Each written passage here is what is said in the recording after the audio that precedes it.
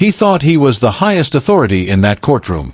A white judge, sitting high on the bench, confident, dismissive, ready to fine a black woman he assumed was just another face in the system. But what he didn't know was that this woman wasn't just anyone. She was about to flip the script on him, on the courtroom, and on the very idea of justice. This isn't fiction. It's a true story of power, prejudice, and a twist that left everyone speechless. So sit back and watch as quiet strength goes head-to-head with unchecked authority. Because some people wear power like a robe, but others carry it in silence until it's time to speak. Clapperboard Session 1. Just another day in court, or so he thought. The courtroom buzzed like usual, papers shuffling, people waiting, and the judge already looking tired. He was an older white man, known for being sharp, quick-tempered, and sometimes condescending. When the black woman entered, dressed simply but confidently, his eyes barely lifted. Another one, he probably thought. She walked with calm purpose, taking her seat without fuss. To him, she looked like just another citizen about to argue a parking ticket or pay a fine. What he didn't notice was the steel in her eyes, the quiet authority in her posture. To him, this was routine. But for her, this moment was personal. The judge leaned forward, glancing at the case file with casual disinterest. Miss Williams, step forward. His tone carried that cold courtroom authority. The black woman, Miss Williams, stood tall, voice calm. Yes, Your Honor. But the judge didn't care who she was. He barely looked up. To him, she was already guilty of something. Talking back, wasting time, daring to stand confidently. He started talking over her, dismissing her explanations, and cutting her off mid-sentence. People in the gallery looked on, sensing something was off. But she didn't flinch. She let him dig the hole deeper. Clapperboard Session 3. You people always have excuses. He scoffed at her attempt to speak. You people always come in here with some story, he muttered under his breath, but loud enough for the room to hear. A hush fell across the courtroom. The comment hung heavy in the air, and Miss Williams tilted her head slightly. Not in anger, yet, but in disbelief. She had been called many things in her career, but this moment wasn't just offensive, it was dangerous. Still, she kept her composure. With all due respect, Your Honor, she began again, her voice steady, you haven't heard anything from me yet. The judge smirked. Fine. Speak. Clapperboard Session 4. Calm before the storm. Miss Williams took a breath and laid out her defense. It was concise, logical, supported with facts. She even referenced case numbers. The courtroom staff exchanged glances. This wasn't normal. The judge didn't seem impressed. In fact, he looked irritated. You seem to know a lot about the law, he said sarcastically. Been Googling legal blogs lately? She stayed quiet for a second. No, sir. I've practiced law for 14 years. He raised an eyebrow. Practiced? Where? Her eyes met his. Federal court. There it was, a flicker of confusion in his face. But he wasn't ready to connect the dots just yet. Clapperboard Session 5. Fine issued, ego intact. The judge clearly didn't believe her, or didn't want to. Well, maybe they do things differently in your world, he said. But here, we follow order. With a smug glance to his clerk, he wrote out a fine on the docket. Case closed. Next. She didn't move. She stood there silently. I said next case, he snapped. Your Honor, she said slowly, before we move on, I believe you're violating due process. His eyes widened. She continued, and if you'd read the full document in front of you, you'd realize I'm not the defendant. The courtroom froze. Even the clerk looked confused. Clapperboard Session 6. The reveal begins. The judge blinked. What do you mean, not the defendant? She reached into her bag and calmly handed over a file. I'm here on behalf of the Department of Justice. I'm the prosecutor in this case. Silence. He flipped open the folder and saw the DOJ letterhead, her bar ID, her name. She wasn't lying. He had just found a federal prosecutor for a case she was leading. The air got colder. His face flushed. He had misjudged her, dismissed her, insulted her, and now it was all on the record. The room didn't know whether to laugh, gasp, or just watch. Clapperboard Session 7, Courtroom Shifts. The people in the room started whispering. The courtroom wasn't used to seeing a judge stunned. His robe, his gavel, his arrogance, it all looked smaller now. Miss Williams remained composed. "I request the fine be withdrawn," she said. "And I'd appreciate being addressed properly going forward." The judge struggled to find words. He muttered something about misunderstanding and protocol. She didn't flinch. She had seen this before, authority shaken when challenged by someone who looked like her but knew more than them. And she knew exactly how to hold her ground without raising her voice. Clapperboard Session 8. Backpedaling begins. The judge cleared his throat and tried to recover. Well, this certainly wasn't made clear in the file. Miss Williams tilted her head. "With all due respect, sir, it's on the first page." She didn't need to embarrass him. He was doing it himself. "Very well," he said, trying to regain his usual control. "The fine is voided." But his voice didn't have the same confidence anymore. People in the courtroom were watching closely now, and the judge was painfully aware of it. The robe no longer made him untouchable. He'd been seen, and the cracks in his power were showing. Clapperboard Session 9. The lesson, unspoken. As she returned to her seat at the prosecutor's table, she didn't gloat. She didn't need to. The silence in the room carried its own weight. This wasn't about revenge or humiliation. It was about truth. About how often black women are underestimated, dismissed, spoken over, and how rare it is for someone in power to be forced to see their bias play out publicly. The judge looked at her differently now. She hadn't raised her voice once. She had simply revealed the truth, and in doing so, stripped his courtroom of its illusion of fairness. Clapperboard Session 10. The case proceeds. But nothing's the same. The judge finally looked back at the docket and said, "We'll proceed with the case." His voice was quieter now. The courtroom was still, every eye fixed on Miss Williams. As she opened her notes and began presenting her arguments, the respect in the room was palpable. She wasn't just a prosecutor. She was a force. Calm, sharp, unapologetically brilliant. And the judge, now fully aware of who he was speaking to, sat back in his chair, no longer smug, but attentive. The balance of power had shifted, not by force, but by truth. And everyone there felt it. Clapperboard Session 11. Whispers beyond the bench. During a brief recess, courtroom staff couldn't stop whispering. One bailiff leaned over to a clerk and said, "Did you see his face when she handed him that folder?" Another shook her head. He thought she was nobody. But Miss Williams wasn't paying attention to any of that. She reviewed her notes, calm and focused. This wasn't new for her. Misjudgment had followed her career like a shadow, but today she let it serve her. Meanwhile, the judge sat in his chamber, replaying the moment. The name, the credentials, the courtroom silence. His ego had taken a hit, and so had his assumptions. Clapperboard Session 12. A different energy in the room. When court resumed, something had changed.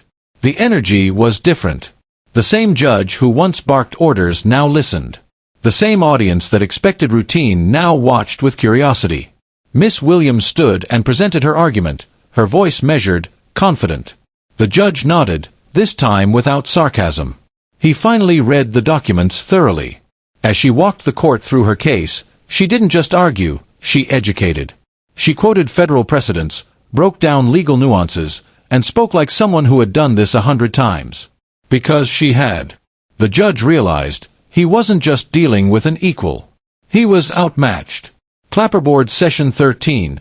A case that became a statement. The case she was prosecuting was straightforward: fraud, forgery, and intent to deceive. But her presence made it more. It wasn't just about right or wrong anymore.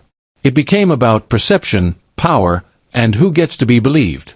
Miss Williams methodically presented evidence: financial records, digital footprints, testimony. The defense looked rattled. Even they had initially underestimated her. But now, her command of the room, her sharp timing, her clarity, they shifted the entire case dynamic. The jury leaned in. The spectators stayed quiet. She wasn't just making a case. She was making a point, without ever needing to say it out loud. Clapperboard Session 14. The judge tries to regain control. Trying to reclaim his presence, the judge began interjecting during cross-examination. He asked procedural questions, not because they were necessary, but to reinsert himself. Miss Williams noticed but didn't bite. As outlined under Rule 802, Your Honor, she said calmly, this line of questioning is consistent with hearsay exceptions. A pause. The judge nodded slowly, pretending to check the rulebook. But everyone saw what was happening.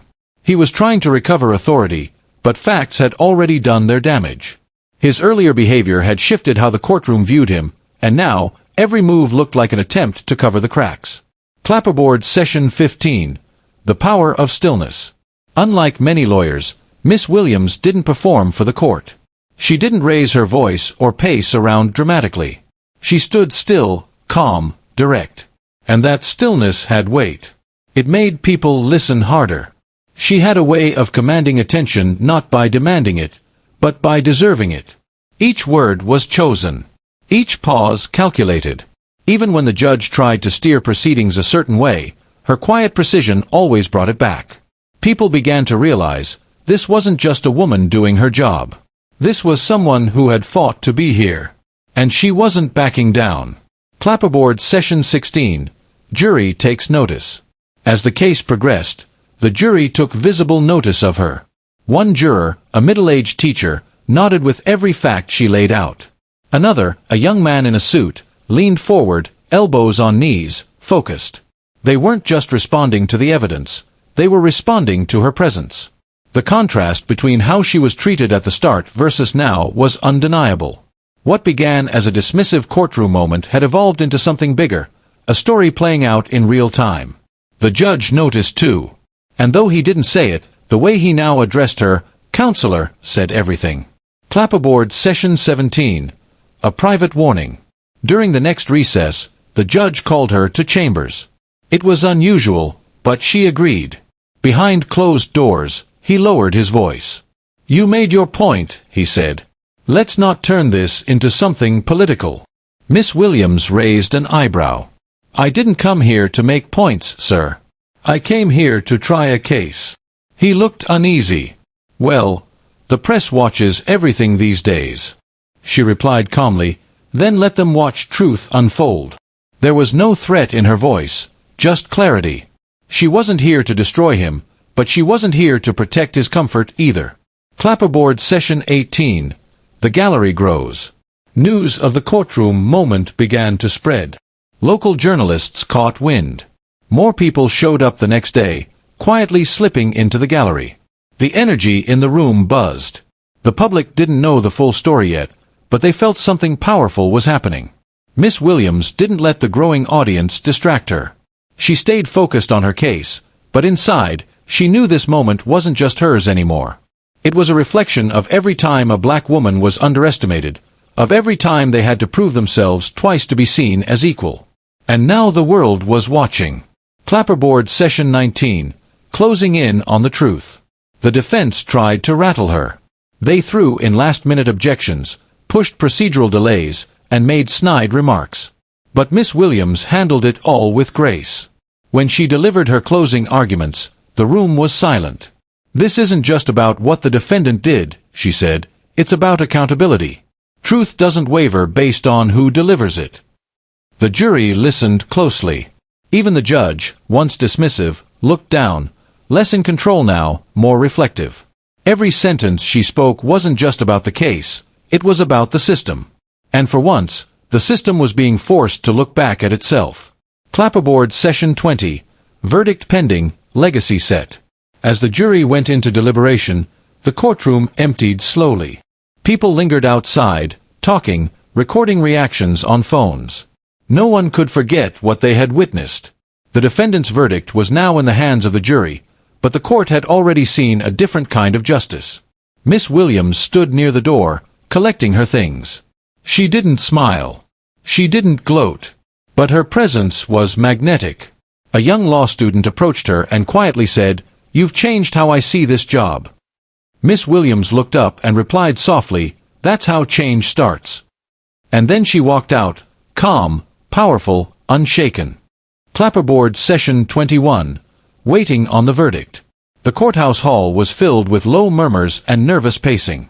The jury had been out for over an hour, and everyone felt the weight of what was at stake. Miss Williams sat quietly at a bench, her fingers laced together, eyes steady. A reporter nearby whispered, "That's her." The prosecutor who checked the judge. Another person replied, "She didn't just check him. She schooled him, with elegance." But Miss Williams didn't seem to notice. She wasn't in it for attention. She was thinking about the people behind every case she fought for. Real lives, real consequences. This was more than headlines. Clapperboard Session 22. A shift in the judge's tone. Back in chambers, the judge stared at his reflection in a wall mirror. The moment had humbled him. He had made a mistake, not just legally, but morally. He hadn't seen her. Not really. He saw a stereotype, not a person. And it backfired. When court resumed and the jury re-entered, he spoke with a voice more grounded than before. "Ladies and gentlemen of the jury, has a verdict been reached?" The tone was softer, almost respectful. For the first time in years, he wasn't the loudest presence in the room. That honor quietly belonged to Miss Williams. Clapperboard Session 23. The verdict is in. The jury foreman stood. "We, the jury, find the defendant guilty on all counts." Gasps filled the courtroom. Justice had been served. Miss Williams exhaled gently, closed her notes, and nodded. She had done her job, without theatrics, without aggression, just precision and truth. The judge read the verdict aloud, this time without the arrogance he once carried. His eyes met hers. He gave a faint nod, as if acknowledging the unspoken lesson between them. It wasn't a full apology, but it was a shift. And sometimes, that's how healing begins, in silence, in acknowledgement. Clapperboard Session 24. Reactions outside the courtroom. Outside, the media swarmed. Cameramen, journalists, bystanders, all trying to catch a glimpse of Miss Williams. "Do you have a comment on today's case?" they asked. "What do you think about the judge's behavior?" She paused, turned to them, and simply said, "Justice isn't always about the verdict. Sometimes it's about what people learn along the way." And with that, she walked away. No press conference. No victory lap. Just dignity. Just grace. But the story had already made waves. Social media exploded with clips and quotes. Headlines were being written. And Miss Williams had become a quiet symbol of justice done right. Clapperboard Session 25. Back at the DOJ office. Returning to her office, her colleagues greeted her with applause. One teammate clapped her on the back, "Legend status, right there." Another said, "You just reminded a whole courtroom what professionalism looks like." She smiled softly, but didn't let it go to her head. "Just doing my job," she replied. In her private office, she looked at the files waiting for her on the desk. Another case. Another family. Another fight for truth. She didn't have time to dwell on one win. Justice was a daily grind, and she was ready for the next round. Clapperboard Session 26. The judge reflects. Alone in his home office, the judge reread the transcript. Each line echoed louder now. The way he'd interrupted her, the way he fined her, the way he underestimated her. For the first time, he questioned not just his conduct, but his bias. He'd prided himself on being impartial. But prejudice doesn't always shout. Sometimes it whispers, hides in habits, in assumptions. He looked at the robe hanging on the wall and sighed. Authority isn't just about power, it's about fairness. And he had failed that test. Now the question was, what would he do next? Clapperboard Session 27. A call from the higher UPS. Back at the DOJ, Miss Williams got a call from Washington. "We saw what happened," the voice said. "And we just want you to know, you handled it flawlessly." The call wasn't just praise. It was recognition. And more importantly, it was a reminder that even at the highest levels, integrity is noticed. They asked if she would consider a leadership role, maybe mentor newer prosecutors. She paused. "I'll think about it," she said. Because for her, it wasn't about climbing a ladder. It was about making sure others never had to be doubted the way she was. Clapperboard Session 28. A new intern watches silently. Weeks later, a new intern joined her team. Young, nervous, and unsure, but wide-eyed. He watched how she moved, how she carried herself, how everyone respected her. One day, he mustered up the courage to ask, "Is it true? What they say about the judge?" She looked up. "It's true." He asked, "Were you scared?" She smiled. "No. But I was tired. Tired of being underestimated." He nodded. In that moment, the lesson hit him harder than any lecture. Respect isn't given. It's earned, every day, in silence, in dignity, in never backing down. Clapperboard Session 29. Quiet impact, loud echoes. Though she never posted about it, the story reached far corners of the internet. Law students debated it in classrooms. Judges discussed it in conferences. It even made it into a law review article about unconscious bias. But Miss Williams didn't change. She didn't seek fame or clicks. She simply kept showing up, well-prepared, steady, and unshakable. The power of her story wasn't in what happened, but in how she handled it. And now, she had unknowingly inspired hundreds who looked like her, who once questioned if the system had room for them too. Clapperboard Session 30. A letter arrives. One morning, she received a handwritten letter. No return address. Just a folded note. Inside, it read, "I was in the courtroom that day. I've been a defense attorney for 30 years, and I've never witnessed that kind of silent power. Thank you for reminding me what respect looks like." She held the note for a moment. No signature, no name. Just gratitude. She placed it in a drawer with a few others, reminders of moments where change didn't come from shouting, but from standing tall. And that's what she'd keep doing, one courtroom at a time. One afternoon, Miss Williams' office phone rang. It was the judge. Not through legal channels, just him, respectfully requesting a moment of her time. She hesitated but accepted. On the call, his voice was humble. "I've been reviewing my rulings, and myself," he admitted. "That day, I was wrong. And I'm sorry." The silence between them was heavy. Not bitter, just real. She replied, "Thank you. That takes more courage than most people realize." It wasn't forgiveness. It was acknowledgement. And sometimes, in law and in life, that's the hardest thing to ask for, and the most necessary step forward. Clapperboard Session 32. Changing the culture. After that day, other judges began acting differently. Clerks took more care in reading files. Court staff listened more attentively to attorneys they once overlooked. Miss Williams' quiet stand had become a quiet revolution. Not loud, not televised, but real. She began leading internal workshops on legal equity, mentoring young women of color, and developing policy suggestions on courtroom decorum and bias training. She didn't seek headlines. She sought change. And courtroom by courtroom, things began to shift. Because when one person dares to rise above injustice, they make space for others to rise too. Clapperboard Session 33. The Ripple Effect. Across the country, law students studied her case. Professors added it to ethics courses. One law school in Atlanta hosted a symposium called "When the System Gets It Wrong, and Someone Gets It Right." Miss Williams didn't attend, but they played footage from the trial. Her calm defiance. Her clarity. Her quiet strength. And the next day, a black girl in that classroom told her mother, "I want to be like her." The ripple had reached beyond courtrooms. It had entered living rooms, classrooms, conversations. Miss Williams had never intended to become a symbol, but the truth made her one anyway. Clapperboard Session 34. Back to basics. Weeks passed. The headlines faded. The buzz quieted.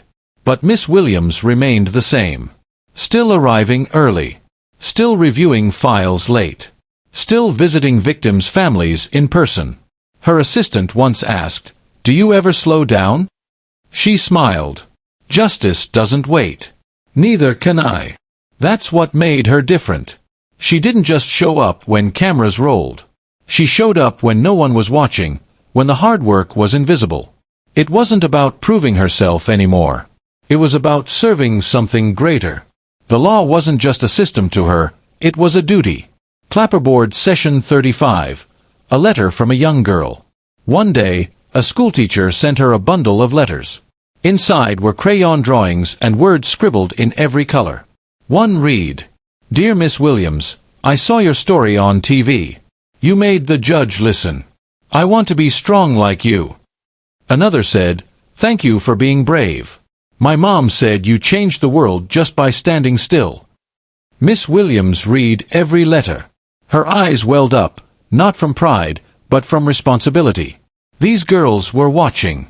They saw what many adults missed. And now, she carried their hopes with her, into every courtroom she entered. Clapperboard Session 36. An invitation to speak. She received an invitation from her alma mater. "We'd be honored if you'd speak at this year's graduation." At first, she hesitated. Public speaking wasn't her comfort zone. But then she remembered the young women watching. The ones who needed to see her, hear her, believe in their own futures. On stage, she stood in front of 400 students. "You will be doubted," she said, misjudged, talked over. But never confuse silence with weakness. And never let someone's robe make you forget your worth. The room gave a standing ovation. Not for her style, for her substance. Clapperboard Session 37. The judge's public apology. Surprisingly, the judge who once belittled her issued a public apology at a legal conference. "I misjudged a fellow officer of the court," he admitted. "That moment exposed more than my mistake. It exposed a pattern." His words circulated through legal blogs, headlines, and professional circles. Some praised him for the courage to own up. Others criticized him for taking so long. But Miss Williams didn't comment. She believed apologies were best followed by action. If his words led to fairer rulings and deeper reflection, then they were worth something. Not for her, but for those who came next. Clapperboard Session 38. A case that hits home. Months later, Miss Williams received a file that stopped her cold. The victim, a young black woman, silenced by the system, doubted by authorities, reminding her of herself. This time, it wasn't about just winning. It was personal. She met with the family, promised them she'd fight, not for pity, but for dignity. In court, she channeled everything she'd learned, about injustice, about resilience, about how much one voice could matter.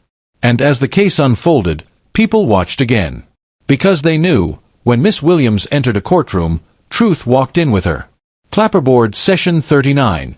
Teaching the next generation. She launched a mentorship program for young law students, especially women of color.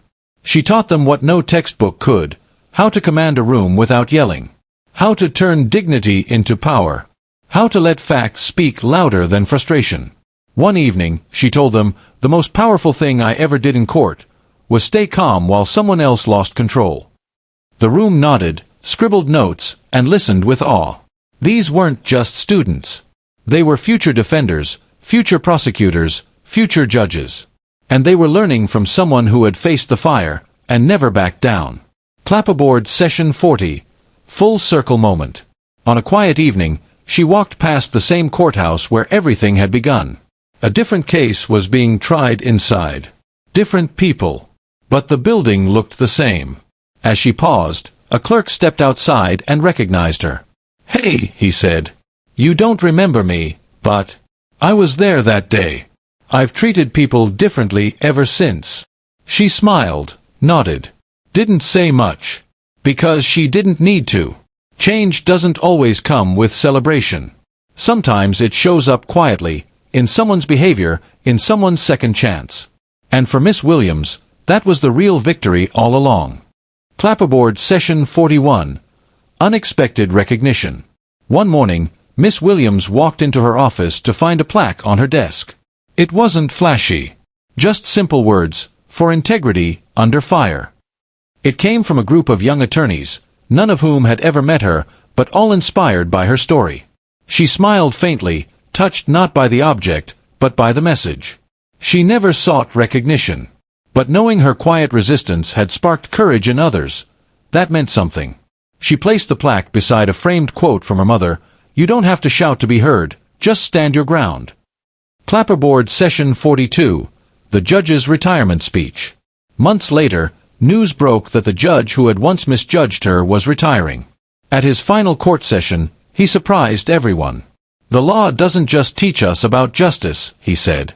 "It teaches us about ourselves." He looked into the crowd. "A woman once stood here and reminded me what real power looks like. Calm. Relentless. Truthful." The courtroom was silent. No one expected that level of honesty. And although Miss Williams wasn't there, her presence echoed in every word. His robe may have been folded away, but the lesson she taught him stayed pressed into his legacy. Clapperboard Session 43. Visiting a high school classroom. At a local high school, a teacher invited Miss Williams to speak. She expected a small group, but the auditorium was packed. Students held signs, "Future prosecutors," and "Miss Williams is my hero." She laughed gently and asked, "How many of you think you'll be doubted at some point?" Nearly every hand went up. "Good," she said. "That means you're dangerous to the system that underestimates you." They cheered. But what they saw wasn't just a woman in a suit. They saw proof that quiet confidence can shatter barriers, and that dignity isn't weakness. It's armor. Clapperboard Session 44. A coffee shop encounter. One day, while waiting for her coffee, a stranger approached her nervously. "Are you Miss Williams?" She nodded. "I was there that day," he said. "I was just a paralegal. But after watching you, I applied to law school." She was stunned. "And I got in." They both laughed. She didn't need awards. This moment, this ripple, was the reward. It reminded her that strength wasn't always visible in the moment. Sometimes, it lived quietly in the people we unknowingly change. She left the shop that day knowing, legacies aren't built in headlines. They're built in people. Clapperboard Session 45. A call from the bench. Then came a surprising call, from a judge's office. Not the one who had wronged her, but another. "We're forming a judicial advisory panel," the clerk said. "We want you on it, to help us retrain and reform courtroom culture." For a moment, she paused. It felt full circle. The same institution that once doubted her now asked her to reshape it. "Yes," she replied. "But only if it's real reform, not just headlines." They agreed. That was her condition. If her story was going to change things, it had to start from the bench, and ripple through the system. Clapperboard Session 46. Sitting at the same table.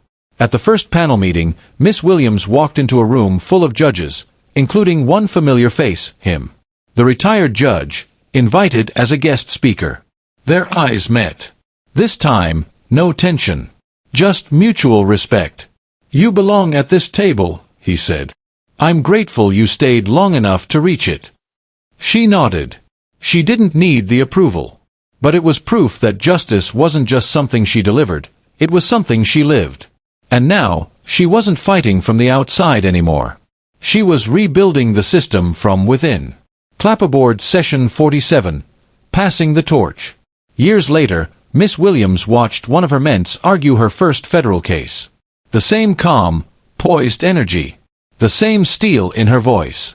Afterwards, the young lawyer came to her, emotional. "You made me believe I could do this," she said. "You didn't just open the door. You held it." Miss Williams smiled, proud. "Now it's your turn to hold it for the next one." That was the mission. Not to be the exception, but to make sure others weren't either. True change didn't end with her. It began with the women who followed. Clapperboard Session 48. Media reaches out again. A documentary team approached her for a feature. They wanted to dramatize that day in court, the moment the judge underestimated her. She declined. "The story isn't about me," she said. "It's about what needs to stop happening." But she did agree to one thing, a roundtable conversation, with young attorneys, judges, students. She didn't want her story replayed for views. She wanted it repurposed for growth. That's who she was. Not the face of a scandal, but the force behind a better future. Clapperboard Session 49. A final courtroom walk. On her last day in federal court, she walked the same hallway from that unforgettable moment. The courtroom was quiet. Empty. She paused at the same bench where it all began. ran her fingers over the wood, smiled. This place had changed her, but she had changed it more. She wasn't leaving out of fatigue. She was leaving to rise higher. Her legacy wasn't just in verdicts. It was in how she shifted the weight of perception and made others carry it with care.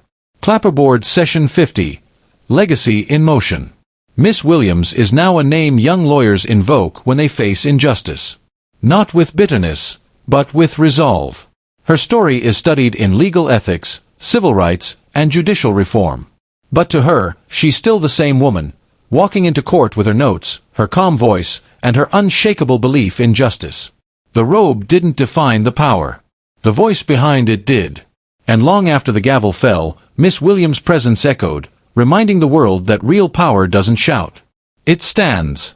And it is never mistaken twice.